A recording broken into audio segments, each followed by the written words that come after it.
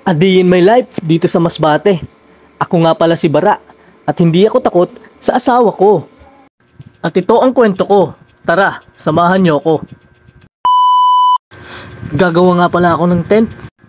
Pero pinag-isipan ko muna kung may isip ba ako o wala. Ang boring kasi ng araw sa gabi. Kaya ayan, wala tuloy akong magawa. Tara na nga, simulan na natin. Dati nga pala akong engineer.